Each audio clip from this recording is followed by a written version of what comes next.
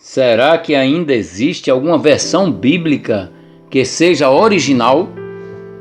É extremamente importante termos uma versão bíblica copiada fidedignamente dos autógrafos originais e preservada pelo próprio Deus. Mas que versão ou tradução é essa? Os autógrafos originais da Bíblia foram escritos com 39 livros do Antigo Testamento e 27 livros do Novo Testamento, totalizando-se 66 livros. O Antigo Testamento, de Gênesis a Malaquias, foi escrito em hebraico. O Novo Testamento, de Mateus ao Apocalipse, foi escrito em grego koiné. O último livro que fechou o cânon bíblico foi o Apocalipse, escrito em grego por João na ilha de Patmos, no ano 100 d.C. Você sabe quais são as melhores traduções bíblicas que só aceitam as mais de 5.200 cópias antigas ainda existentes dos autógrafos originais em papiros e pergaminhos que estão em alguns museus e bibliotecas do mundo? Muitos rolos e códices dos manuscritos bíblicos foram propositalmente e grosseiramente adulterados por hereges, mas Deus ainda preservou mais de 5.200 cópias fidedignas. Encontramos em museus e bibliotecas de Israel, com relação ao Antigo Testamento, e principalmente na Inglaterra e outros países da Europa, mais de 5.200 manuscritos antigos, datados dos primeiros séculos com o Antigo e o Novo Testamentos. As cópias do Antigo Testamento foram escritas em hebraico por escribas judeus, conhecidos como massoretas. As cópias do Novo Testamento foram feitas por copistas de acordo com os textos receptos ou recebidos, ou textos tradicionais, em língua grega, por isto conhecidas como bizantinas. As melhores versões, traduções da Bíblia completa são a ACF, Almeida Corrigida e Fiel, a LTT, literal do texto tradicional, a King James de 1611 e as Almeidas de 1753. Deus prometeu em sua palavra preservá-la para sempre. Marcos capítulo 13, versículo 31. Passará o céu e a terra, mas as minhas palavras não passarão. Da mesma forma que Satanás e os demônios tentam de todas as formas destruírem a Igreja de Deus, sempre tentou destruir a palavra de Deus, mas nunca conseguiu, porque o próprio Deus a preserva eternamente. Como eles já sabem que nunca conseguirão destruir a única palavra de Deus, a Bíblia, usa seus servos humanos para criarem versões torcidas e adulteradas, como também funda igrejas que aparentam serem de Deus, mas na verdade são agências de Satanás, desvirtuando doutrinas e fomentando heresias destruidoras. Quanto a esses tais, Deus inspirou seus servos a escreverem o seguinte, segundo Pedro capítulo 3, versículo 16. Falando disto, como em todas as suas epístolas, entre as quais há pontos difíceis de entender, que os indoutos inconstantes torcem, e igualmente as outras escrituras, para a sua própria perdição. Apocalipse capítulo 22, versículos 18 e 19.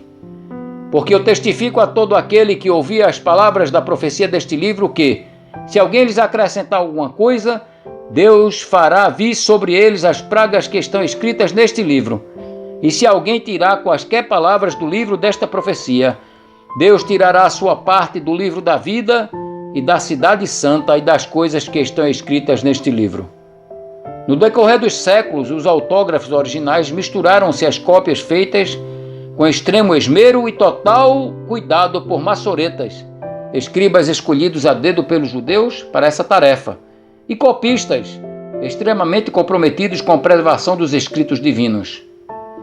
Há uma enorme e essencial importância em defendermos a veracidade e legitimidade da única palavra de Deus, a Bíblia. O próprio Deus inspirou seus servos para escreverem sobre a importância da preservação, exame e defesa de sua única palavra, a Bíblia. Historicamente, há registros que Deus usou diversos servos seus para preservarem a sua eterna palavra. Em meados de 150 d.C., a maioria dos autógrafos manuscritos originais do Novo Testamento estavam na Ásia Menor e na Síria. Por isto, muitas cópias das regiões próximas foram preservadas de acordo com os textos receptos e são reconhecidas como fidedignas. Citarei 4 versões escritas antes do catolicismo ser fundado por Constantino em 325 d.C. no Concílio de Nicéia. A Peshitta, em meados de 150 d.C., era uma cópia em linguagem simples que preservava a tradução original para outros idiomas de acordo com os textos receptos. Infelizmente, quando o herege Orígenes transferiu-se da Alexandria para Cesareia, na metade do terceiro século, corrompeu uma versão do Novo Testamento e outras versões também. Depois, com Eusébio e Panfilho, que viveram entre 260 a 340 d.C., a Peshitta foi completamente corrompida. A antiga latina ou Ítala, não confunda com a Vulgata latina de Jerônimo, foi uma tradução da Bíblia traduzida para o latim em 157 d.C. por grupos de tradutores desconhecidos. Preservava suas cópias com similaridade aos textos bizantinos ou receptos. Muito antes do herege Jerônimo e da fundação da Igreja Católica Romana em 325 d.C. Posteriormente, essa versão foi corrompida por admiradores de Orígenes e Agostinho. Há, porém, 35 cópias preservadas, datadas dos séculos IV e XIII. A Diatessaron foi copiada antes de 160 d.C. por Taciano da Síria, que tentou colocar os versículos dos livros de Mateus, Marcos, Lucas e João em ordem cronológica. As cópias igualavam-se aos textos receptos. O herege Teodoreto, de 390 a 458 d.C., destruiu mais de 200 cópias que estavam circulando na Ásia Menor, mas algumas traduções e comentários resistiram ao tempo.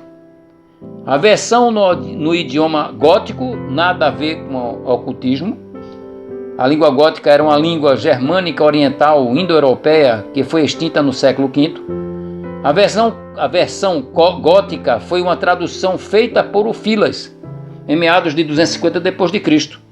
Usou a ordem das palavras em grego, mesmo contrariando o idioma gótico, e preservou a tradução dos textos receptos. Não foi apenas nos primeiros séculos que Satanás tentou destruir a palavra de Deus.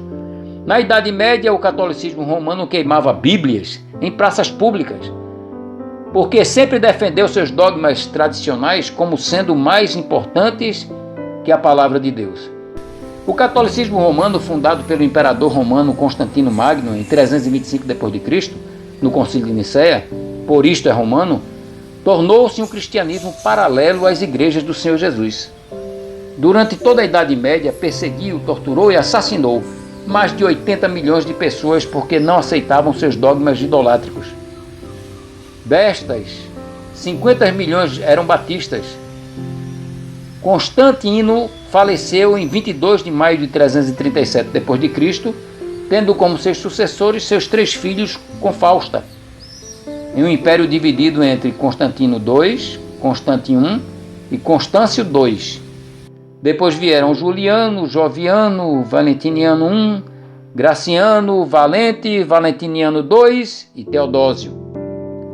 O catolicismo romano sempre defendeu seus dogmas amparando-se em falsas doutrinas defendidas pelos que eles denominam como pais da Igreja, que viveram nos séculos II ao V, como Inácio, Justino, Irineu, Clemente de Alexandria, Tertuliano, Cipriano, Orígenes, Eusébio de Cesareia, Jerônimo, Ambrósio, Agostinho, João Crisóstomo, Cirilo, etc. Na verdade, esses tais pais da Igreja foram hereges repudiados e expulsos da comunhão cristã verdadeira por inventarem doutrinas que divergem extremamente dos ensinos bíblicos. Em 27 de fevereiro de 380 d.C., o imperador romano na época era Teodósio I. Teodósio I tornou, pelo conhecido Edito de Tessalônica, o catolicismo romano fundado pelo ex-imperador romano Constantino Magno em 325 d.C., como religião oficial do Império Romano, fechando diversos templos de outras religiões e perseguindo os cristãos de Jesus Cristo. Não satisfeito com as cópias dos pergaminhos e papiros bíblicos existentes na época, o bispo católico romano Damasus chamou o herege Eusébio Sofrônio Jerônimo, o conhecido Jerônimo, para traduzir para o latim os livros sagrados de forma espúria, duvidosa. Ele cometeu esse crime de 382 d.C. a 405 d.C., formando assim a Vulgata Latina, tradução conhecida como Vulgata Latina. Jerônimo foi quem criou o dogma do celibato e da adoração a Maria. Os bispos católicos romanos que lideraram a Igreja Católica Romana desde a sua fundação, em 325 d.C., só receberam oficialmente o título de Papa, de Pater Patrum, Pai dos Pais, por ordem de Gregório VII, empossado em 22 de abril de 1073 d.C.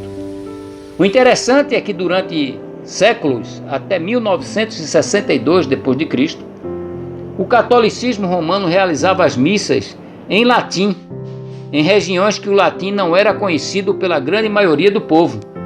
Em 1962, o Papa João XXIII mudou o rito da missa do latim para a língua regional. E ainda arvoraram-se os únicos interpretadores oficiais das Sagradas Escrituras. Misericórdia! Jerônimo formatou uma tradução bíblica espúria para o latim, conhecida também como Vulgata Latina. Não confunda a Vulgata Latina de Jerônimo com a Antiga Latina. Ele usou a Septuaginta, tradução grega do Antigo Testamento, e os textos alexandrinos egípcios, com poucas cópias, conhecidos como textos neutros ou egípcios, que são textos críticos, que é um tipo de texto que se caracteriza em muitos lugares por leituras não comuns aos manuscritos da sua própria tradução, com omissões de versículos e passagens do Novo Testamento. Lembremos-nos que o catolicismo romano, até o ano de 1546, só reconhecia o cânon bíblico com os mesmos 66 livros que adotamos.